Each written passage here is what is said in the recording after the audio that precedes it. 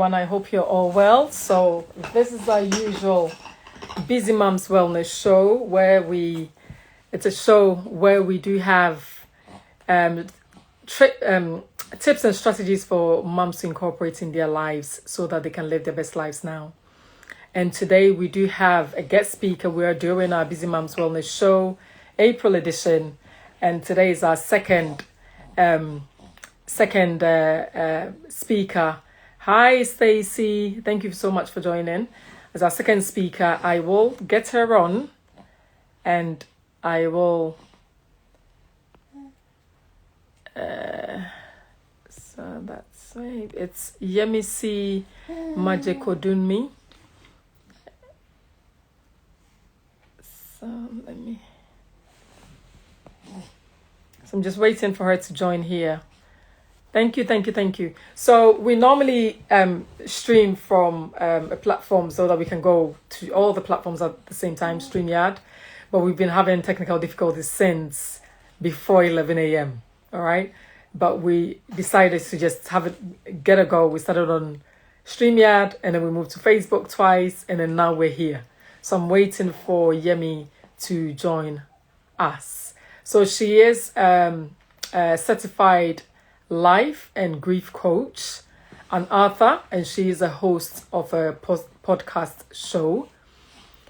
I reached out to her because I loved what she did, and I believe that as busy moms, we still do have some of our friends, our colleagues, even our family members who've gone through grief, who would benefit from her coming here and sharing with us so that we will take the necessary steps to incorporate what she's going to share in our lives for a better us as busy moms.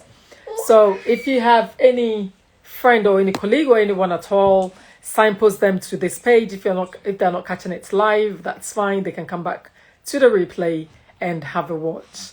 So I will carry on speaking because I need her here so that I can get her on. So as I said, listen, no matter what's the saying?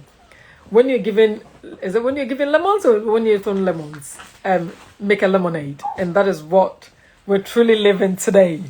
And I have a young 7-month-old, soon to be 8-month-old fourth son, with me as well. So we're doing it all. So whilst you're here, what are some of the things that as a busy mom, or if you're not a busy mom, that's fine. But what are some of the things that, you anticipate of doing or you've gone through and you are having challenges in doing that? What are some of the things that you would benefit from the Busy Moms Wellness Show so that we can cover, for you? And also we're looking for, mothers who've lived it, who've breathed it, who are walking the walk of what we preach or what we discuss, to come on the Busy Mom Wellness Show and then, share with us. We're open. You don't have to be, you don't have to be, okay. You don't have to be, it doesn't have to be like a professional paid role. Listen, whether you're a stay-at-home mom, whether you work, whatever you do, I believe that motherhood, we should be paid in tenfolds because we're the hairstylists, we're the doctors, we're, everything. Yes, everything under the sun. So we need to get paid for what we do. So if you have anyone in your life that's benefiting or anyone in your life that you feel like would benefit from the tips and nuggets of the Busy Moms Wellness Show, please do signpost them here. And we will, so that they will be able to learn.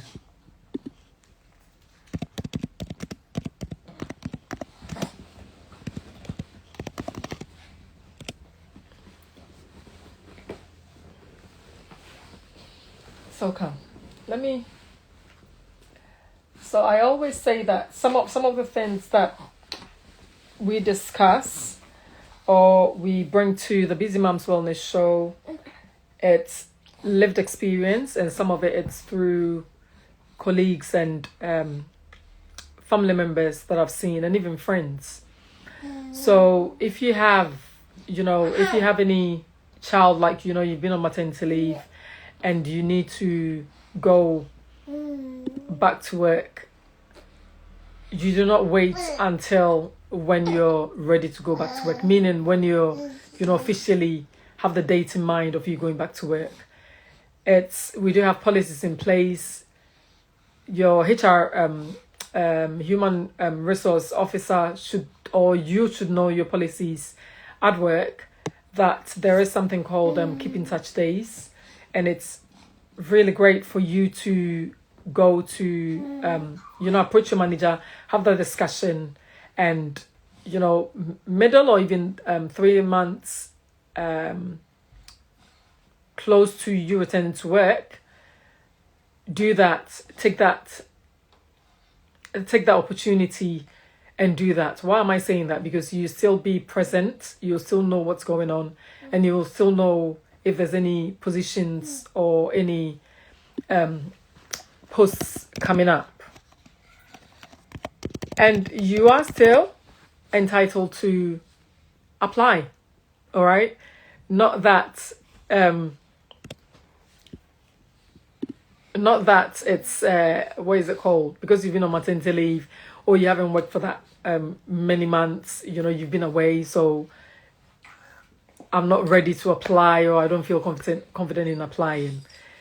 You still have every opportunity of applying as well, all right? It's not just you being, because you've been away, you don't have the opportunity because you haven't been on the floor physically.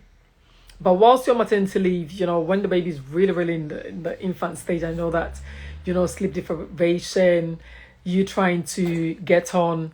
Hi, Yemi, thank you so much. I will get you on.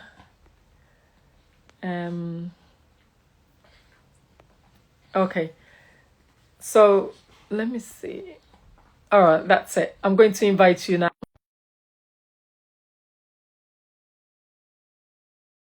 Have that opportunity to go and apply for that role as well. Don't feel like I've sent you the invite, so join when you're ready. I'm just talking to keep the momentum going. So join if you see the link, the button to click join. You're still entitled to go and apply for that role, but it's really good to keep in touch with your manager as well, so that you're in the know, and then obviously your colleagues as well, so that you're in the know. And don't feel like because you haven't been there for a bit of time, you're not going to be successful at the interview. Listen, you need to start doing your research. You need to make sure that your CVs and your personal statements or supporting statements are ready and available. So each and every role that you see, make sure that you apply. You can still get support from, if you have, let me see, assets. Okay. If you have any professional midwife advocates or professional nurse and advocates, go through them as well.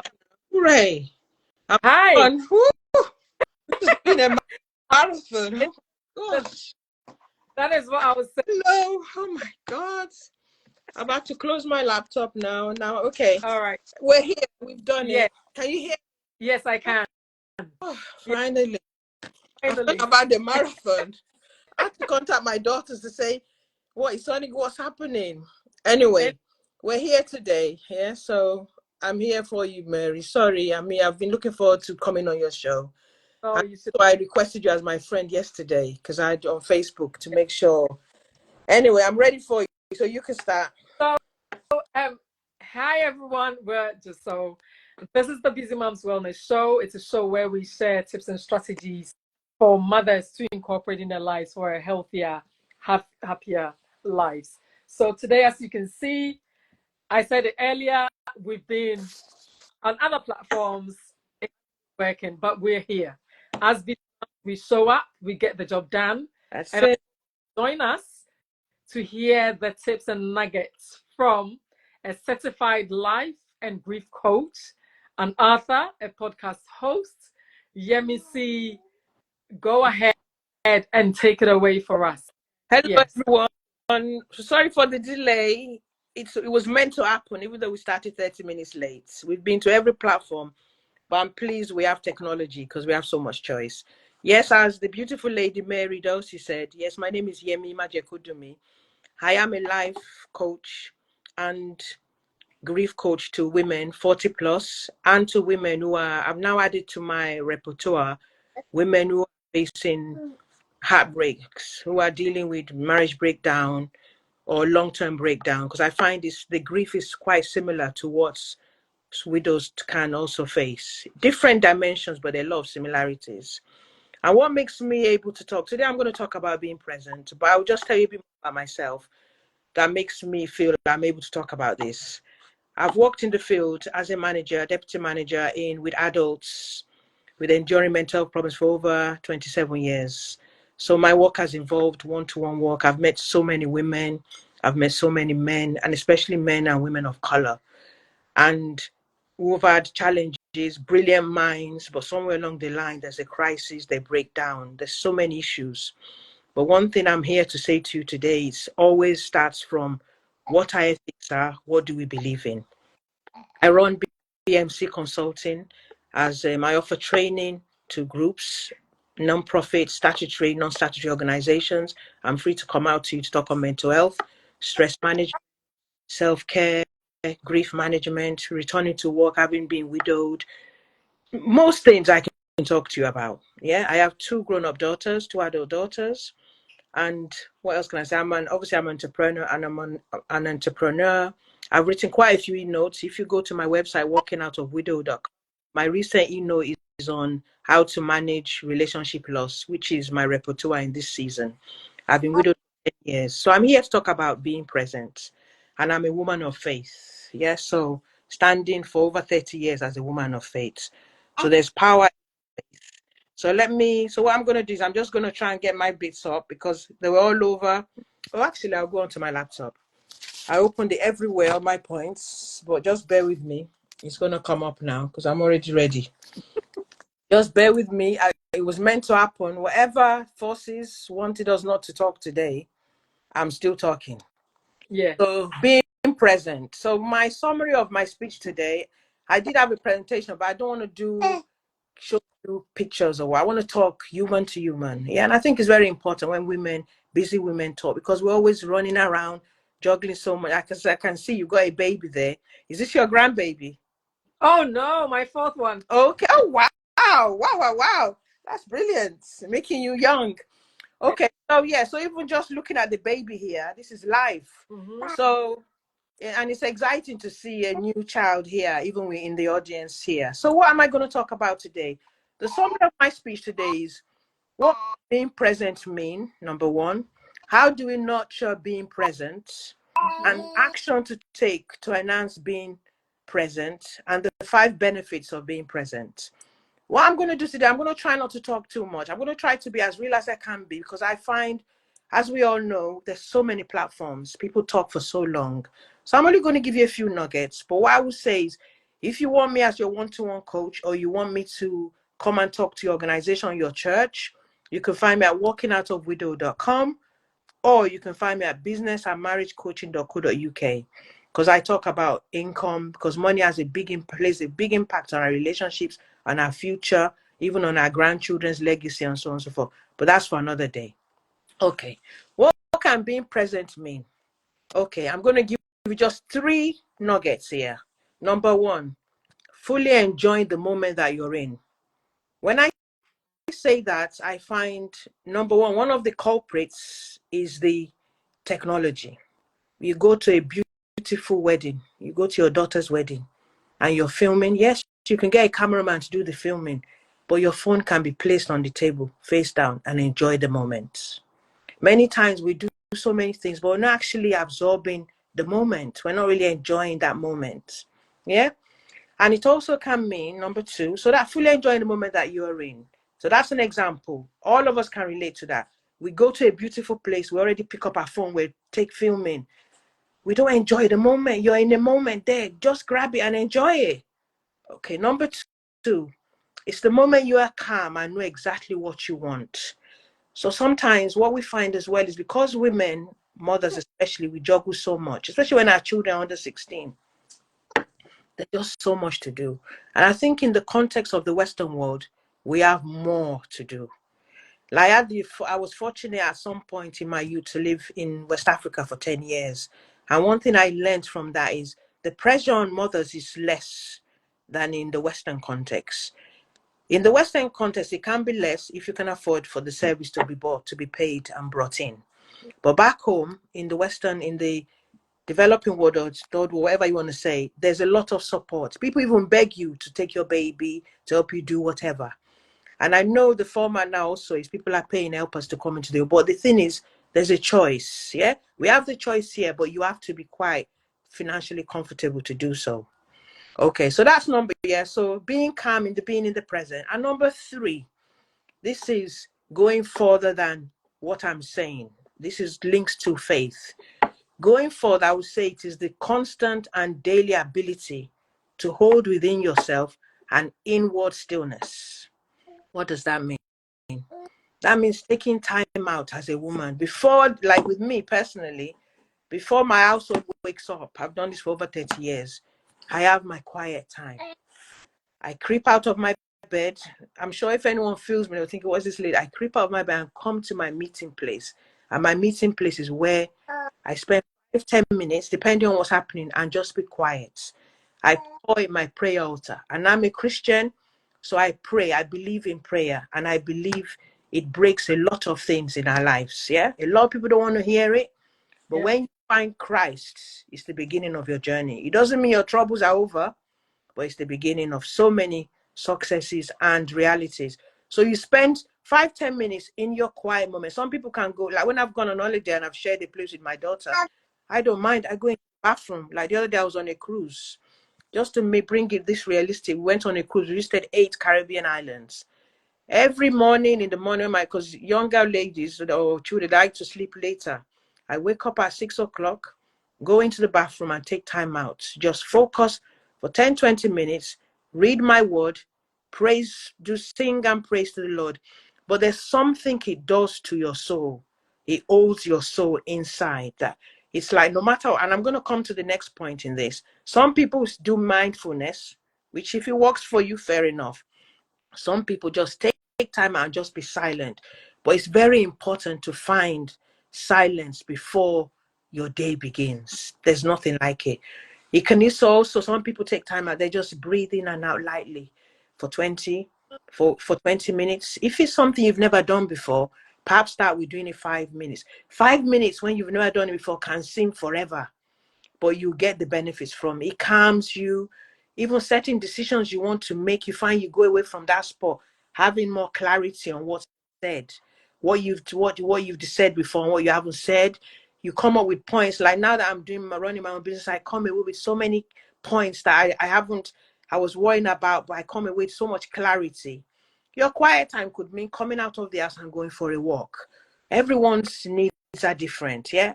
Okay.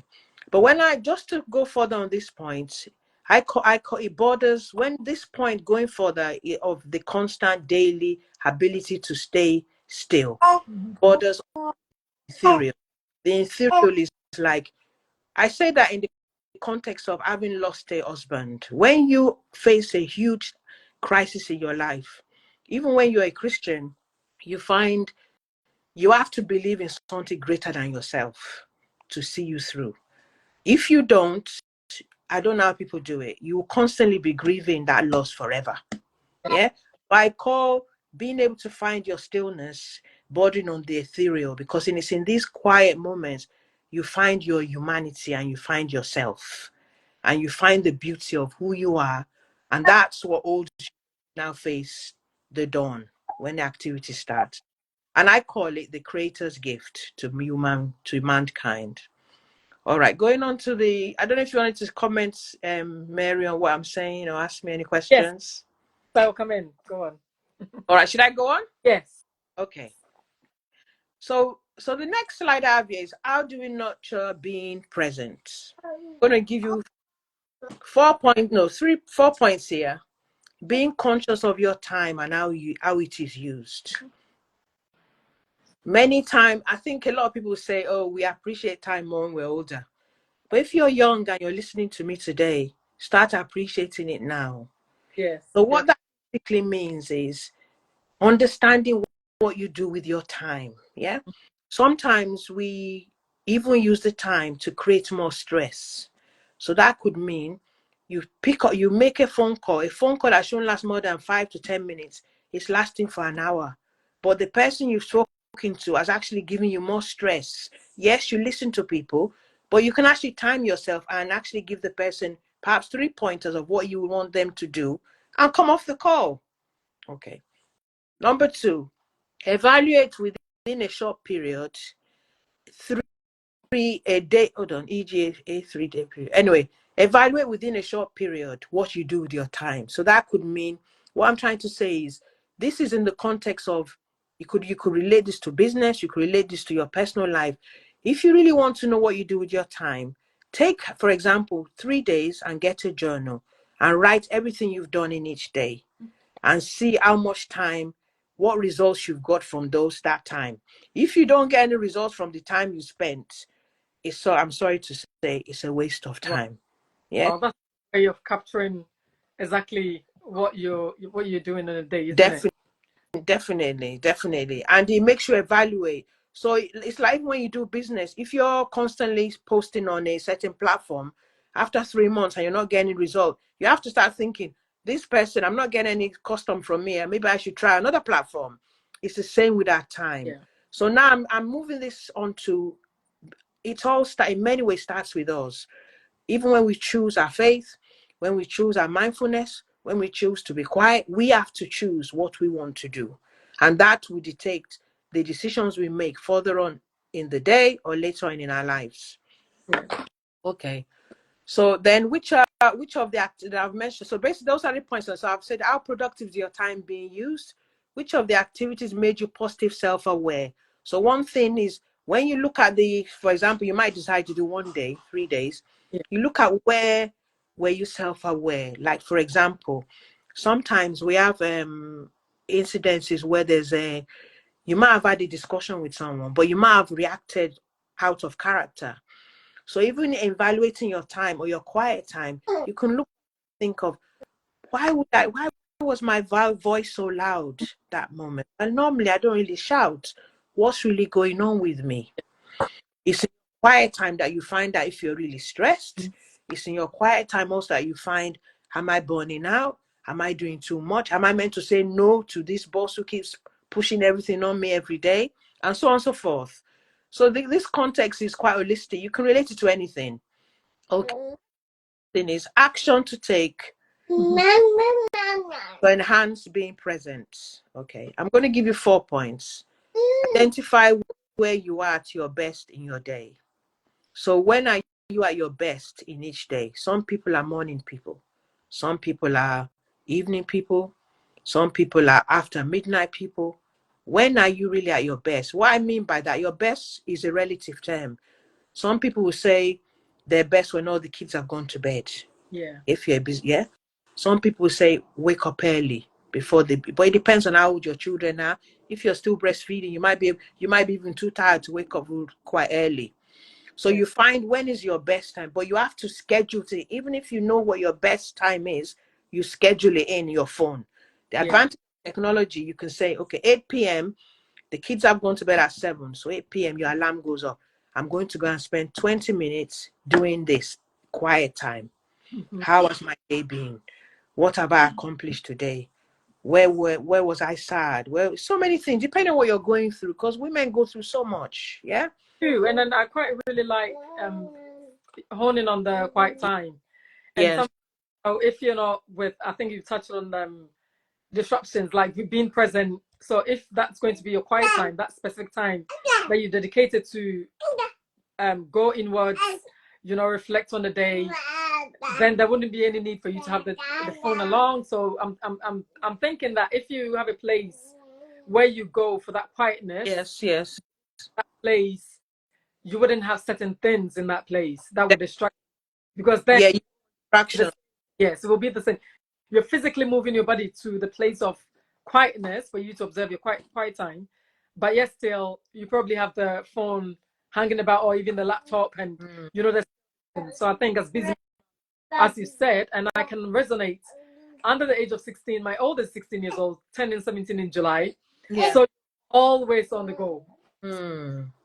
Intentionally say 8 p.m. I have an app on my phone where it goes up from 8 Okay. p.m. Yeah, that's good. Yeah. I have to physically pick up the phone to see that I've had a missed call. And I tell my friends, I tell my colleagues, my family, you need to put that app on, because it's really, really great for me to know that by 8 p.m., no phone calls. I just need to be, you know, by myself, relaxing. You know, the kids are in bed, you know, all those things. But then you don't understand. Yeah. Oh, I called. Why didn't you answer? And you have to focus on yourself a bit, because as busy moms, we're always on the go. You know, the career, the business, Definitely. home, relationship life, you know, friendship life. Yeah. It's just all over. And I quite really love you bringing up, you know, fully enjoying the moment. So each and every moment that we have, Definitely, we enjoy it. As I'm enjoying my maternity leave. Yeah. Like, go back to the sound keeps coming off, you know, the sound keeps dropping and coming back, dropping. The sound, but keep going, yeah. The sound, don't worry. Okay, so it's probably may depend on it depends the demand on the platform. Yeah. Keep going. I can hear most of it. I'm sure our audience. Yeah. So I was thinking that you saying I think from the first onset, fully one of the tips that we have to do. Yeah. For me, being on maternity leave for this, you know, almost 9 months, making sure that I fully enjoy the process with the baby. So when I work, you know, I can still look back, you know, reflect and say that actually, you know, I had the best time, you know, we were by ourselves. We went walks, you know, I did so with him being present, you know, not stressing like, oh, I didn't have childcare, so no, the show is not going to go ahead. But all these things show other mothers that we can do it. But it's always important for us to fully enjoy the moment, whatever that moment is in that same. Indeed. And what came to mind when you were talking also is when you now schedule your time for self-care or being present, all the technology should be left in the space where you're living. You don't take the technology with you. You know, those studies also show that there's power in writing with a pen and paper. It does to the brain when you're connecting your pen to paper. So we don't always need technology to write what we want to reflect upon. You should even have an exercise book, which is your journal, to write things down. Yeah.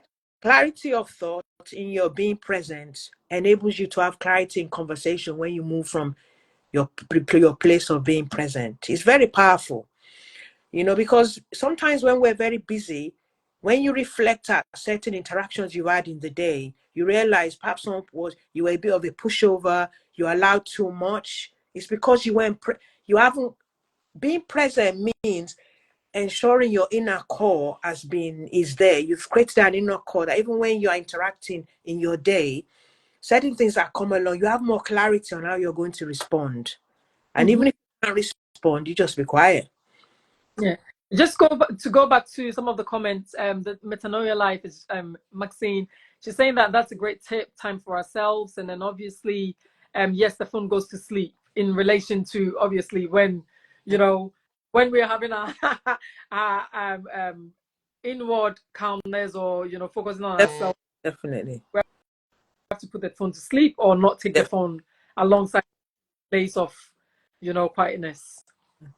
And then going back to my points, action to take. Choose a time from this moment to just be quiet. So I'm saying to those who are listening, if you don't do it, just decide today that you're going to choose a time where you're at your best, or where you're free to have quiet time. And I know if you're consistent for at least 21 to 30 days, it becomes a good habit. Yeah. And you even find your family will start saying, oh, mom's going now. They start to acknowledge that they respect your quiet time. Yes. Yeah, you going now? And you say, yes, honey. and he or she might decide to start doing the same.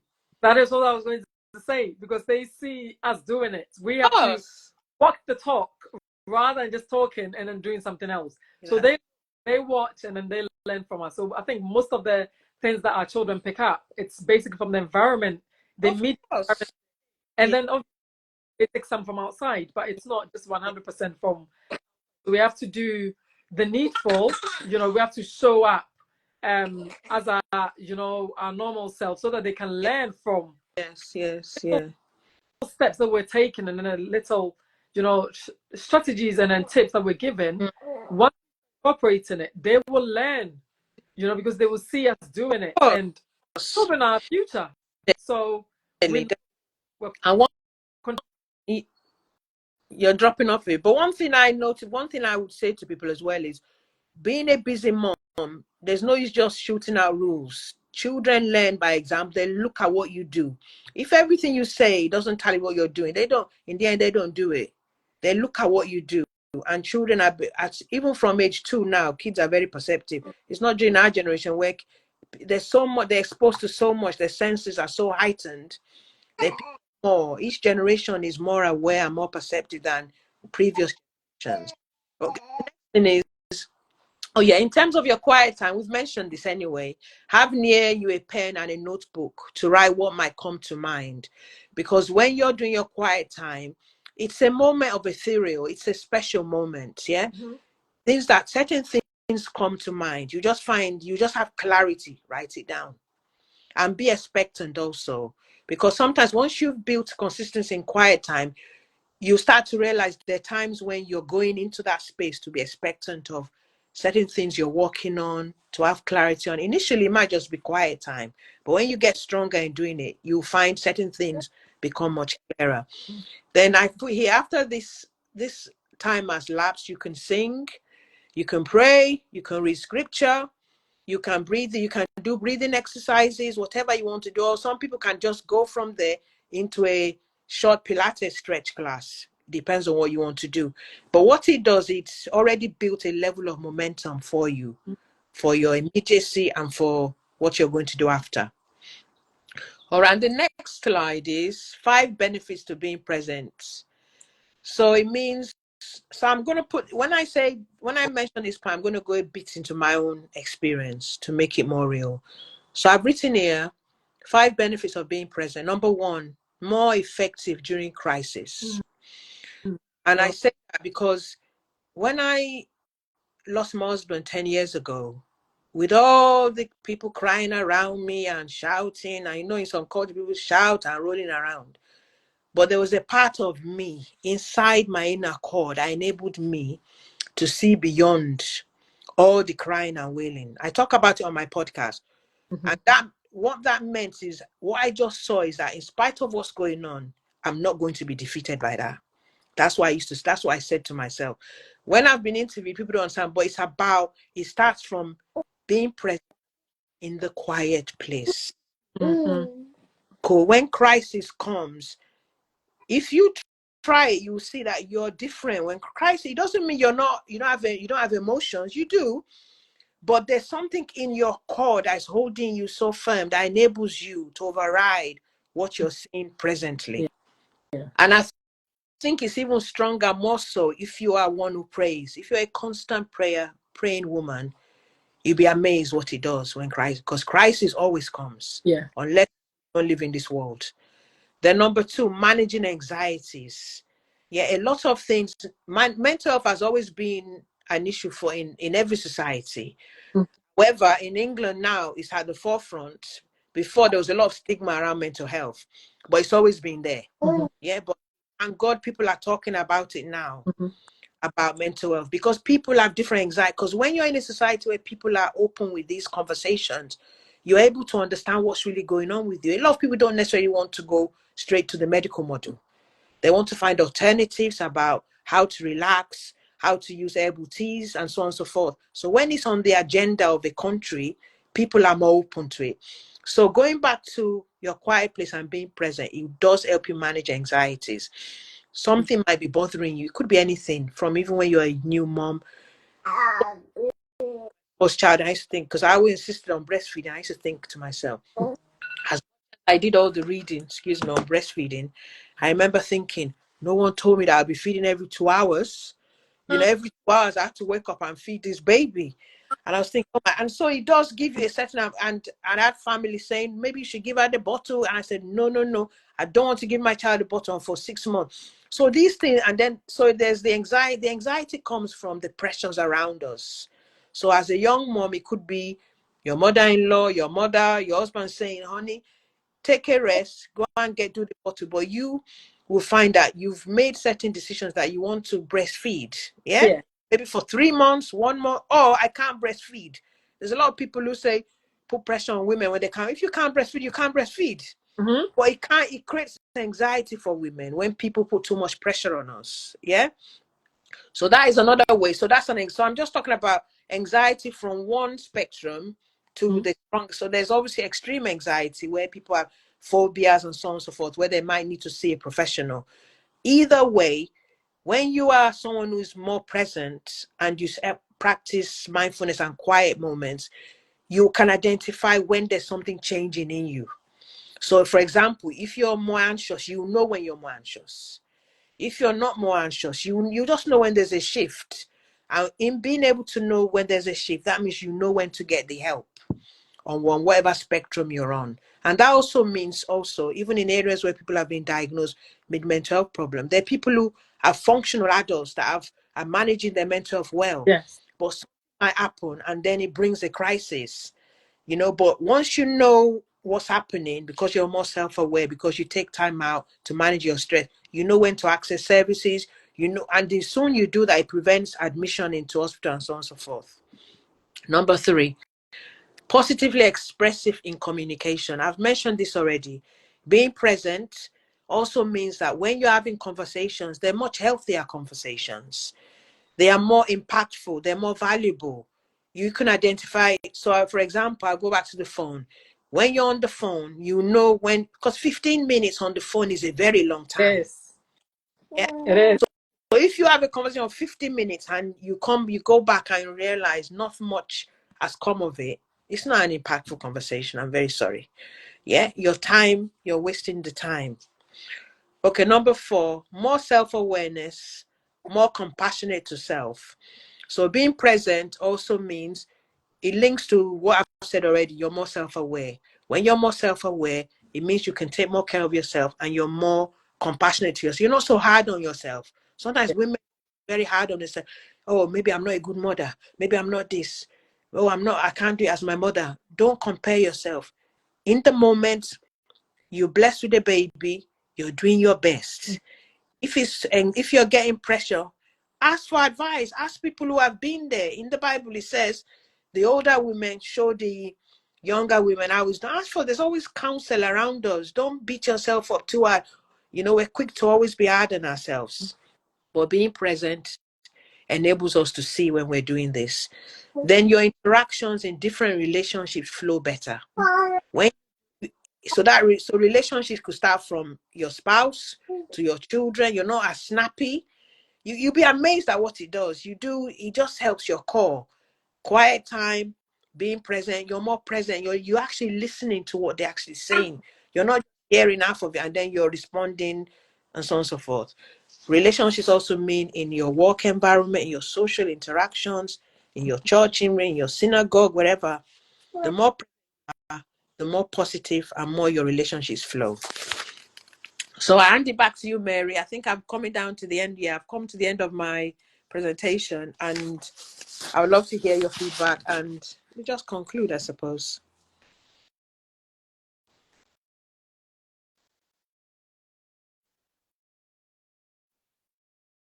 Yes.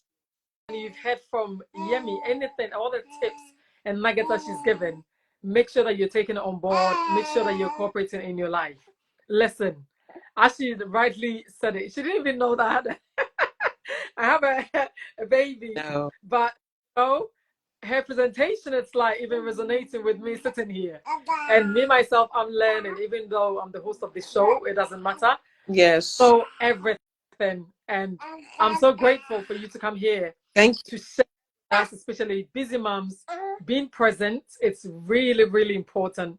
And obviously, once we do that, once we go inwardly and we are present, and then, you know, we have that calmness in our lives, we're able to live healthier, happier lives. And also, I always say that, you know, the children are our future. So we are to the children. So whatever we do, they are watching. And I believe that Baby Warren here, even though he doesn't hear. Yeah. And you know, he is. Yeah.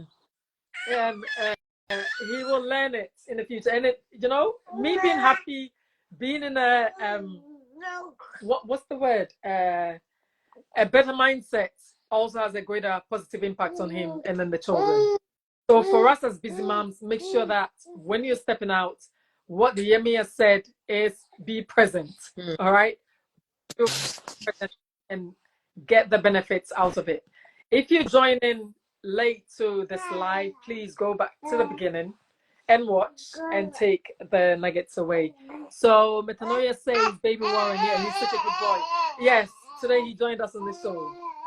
So Yemi, thank you so much. So if that's okay, can I just plug my where I am again? I'm writing in the chat. Okay. Me. Yes, that's what I was going to ask. Where to find me? I'm a life coach and coach to widows and women who are going through relationship loss. So that means if you're at a breakup, you've been disappointed by your spouse, and you're trying to find your way back into a new relationship, I can help you. And I'm actually an holistic coach. I mean, I could, because when we even work with relationships and even grief, other areas of our lives are connected. So you can't work with it without a separation of. Yeah. So find me there and you get my e-notes, or connect with me on any of the platforms, on LinkedIn, Instagram, Facebook. It's been a pleasure being with you, Mary. And despite all the hiccups, we made it. We made it. And hopefully one of these days I'll invite you onto my podcast. Yeah, I'll put your name on. Yeah? Thank you. I will read the website. So Yemi's website is walkingoutofwidowhood.com. Walkingoutofwidowhood.com. Head over there, have a read around, and if you want to keep in touch or you want to connect with her, go ahead and do so. But I will encourage you to go back to the live and, you know, watch. And we will come again your way. I think next week we have another guest that will be coming your way. Thank you. So all right then. Bye. Bye. Bye. Thanks so much for all that joined us on this live. Bye.